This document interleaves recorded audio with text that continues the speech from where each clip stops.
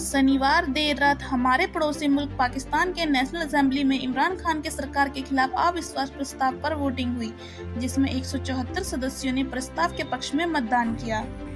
इमरान खान ने दावा किया है कि उनकी सत्ता से बाहर निकलने के लिए अमेरिका के नेतृत्व में साजिश रची गई थी। उन्होंने किसी भी सरकार को स्वीकार करने से इनकार किया है। इसके बाद अब सोमवार को पाकिस्तान असेंबली का एक अहम सत्र होने वाला है, जिसमें नया प्रधानमंत्री चुना जाना है। नया प्रधानमंत्री अगले चुनाव तक यानी अक्टूबर 2023 तक कार्यभार संभालेगा। आइए जानते हैं पाकिस्तान के बारे में कुछ खास जानकारी। आपका हमारा YouTube channel wait and watch पर स्वागत है।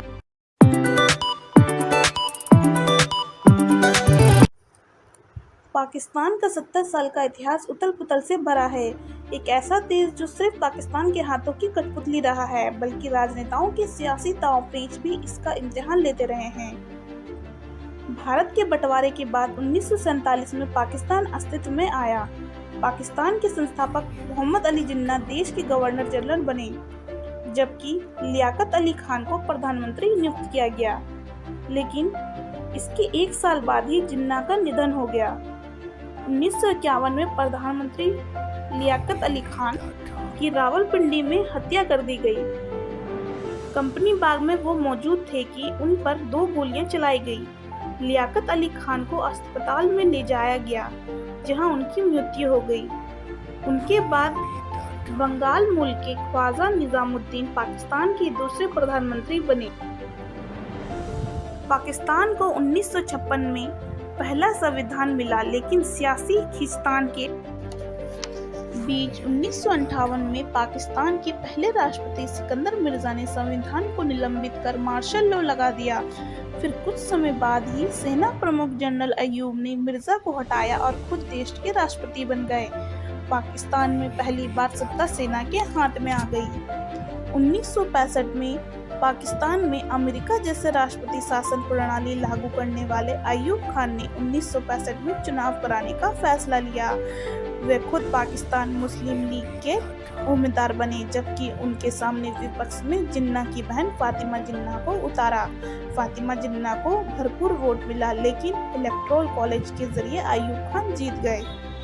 1970 में पाकिस्तान में आम चुनाव कराए गए। पूर्वी पाकिस्तान के नेता शेख मुजफ्फर रहमान को पार्टी अवामी लीग को जीत मिली। नेशनल असेंबली की कुल 300 सीट में से अवामी लीग को 160 सीटें मिली। 81 सीटों के साथ जुल्फिकार अली भुट्टो की पाकिस्तान पीपल पार्टी दूसरे नंबर पर रही, लेकिन अवामी लीग की जीत को स्वीकार नहीं किया गया। 1971 में चुनावी नतीजों को लेकर छिड़े विवाद ने एक युद्ध की जमीन तैयार की। इसमें भारत ने तत्कालीन पूर्वी पाकिस्तान की मदद की और 1971 में बांग्लादेश के नाम से भारतीय उपमहाद्वीपों में एक नए देश का उदय हुआ।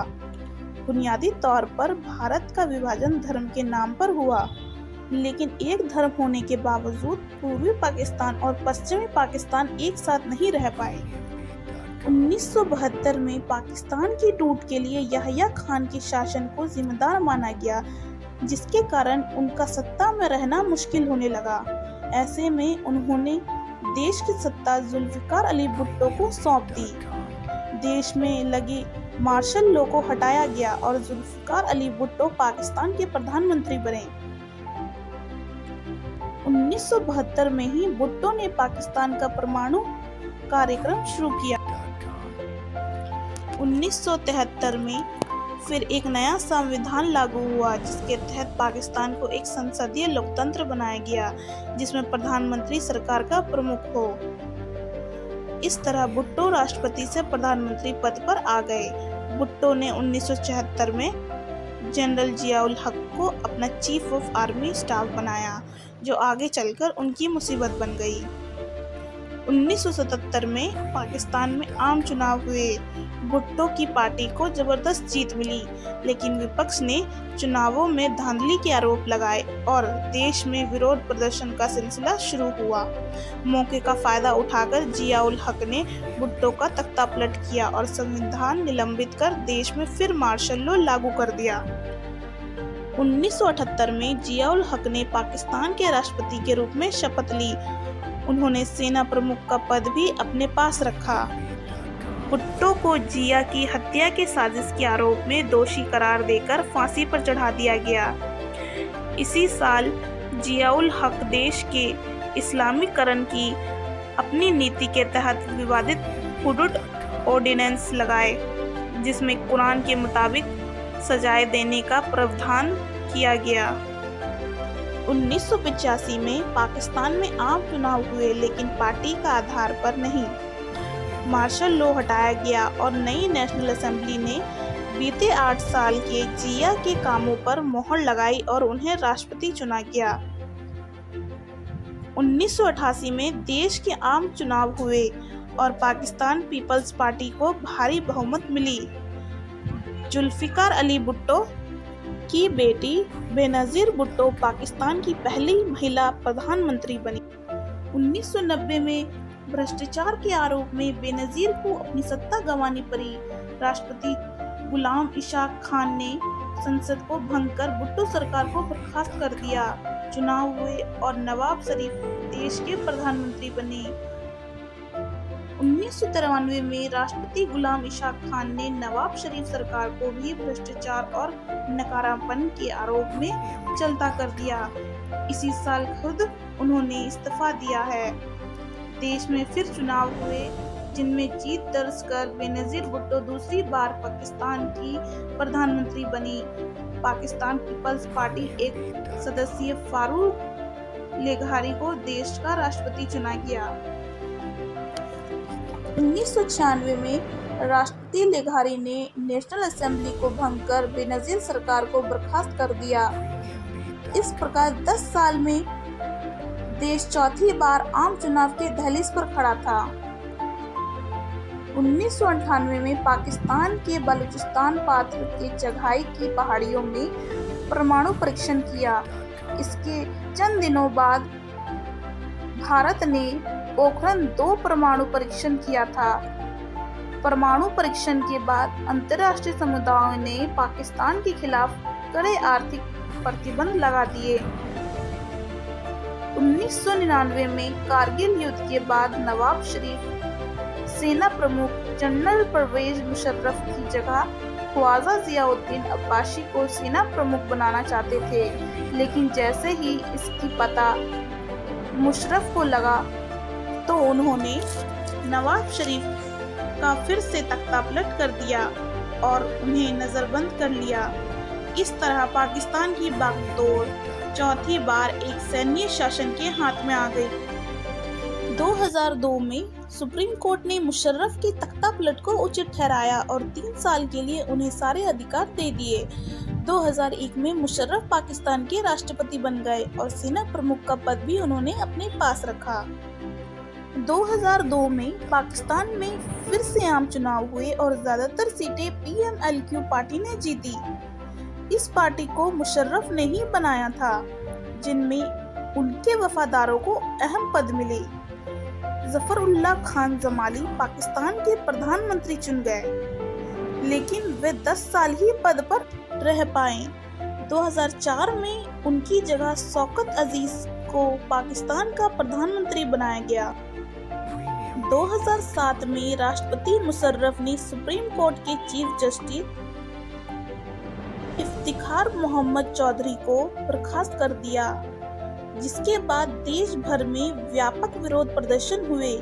आखिरकार चौधरी को बहाल किया गया, लेकिन मुशर्रफ ने देश में इमरजेंसी लगा दी। इस बीच पाकिस्तानी संसद ने पहली बार अपना 5 साल का निर्धारित कार्यकाल पूरा किया। 2007 आम चुनावों में हिस्सा लेने के लिए पाकिस्तान पीपल्स पार्टी की नेता बेनज़ीर भुट्टो पाकिस्तान लौटी। उनके खिलाफ भ्रष्टाचार के आरोप वापस लिए गए, लेकिन रावलपिंडी में एक चुनावी रैली के दौरान कंपनी बाग में उनकी हत्या कर दी गई। 2008 में बेनज़ीर की मौत के बाद चुनावों में PPP को सहानुभूति लहर का फायदा हुआ और नेशनल असेंबली की ज्यादातर सीटें उनके खाते में आई। यूसुफ रजा गिलानी देश के प्रधानमंत्री बने, जबकि बेनजीर के पति आसिफ अली जरदारी ने राष्ट्रपति का पद संभाला। आरोपों और विवादों के बीच पीपीपी सरकार ने अपनी 5 साल का कार्यकाल पूरा किया। 2013 में पीएम-एलन सरकार सत्ता में आई। नवाज शरीफ तीसरी बार पाकिस्तान के प्रधानमंत्री बने। क्रिकेटर से राजनेता बने। इमरान की पार्टी 2013 के चुनाव में तीसरी सबसे बड़ी पार्टी बनकर उभरी। 2017 में भ्रष्टाचार के आरोपों में प्रधानमंत्री नवाज शरीफ को अपनी कुर्सी गंवानी पड़ी। सुप्रीम कोर्ट ने उन्हें किसी भी सार्वजनिक पद पर रहने और चुनाव लड़ने के लिए अयोग्य करार दिया। 2018 में इमरान खान नए प्रधानमंत्री बने।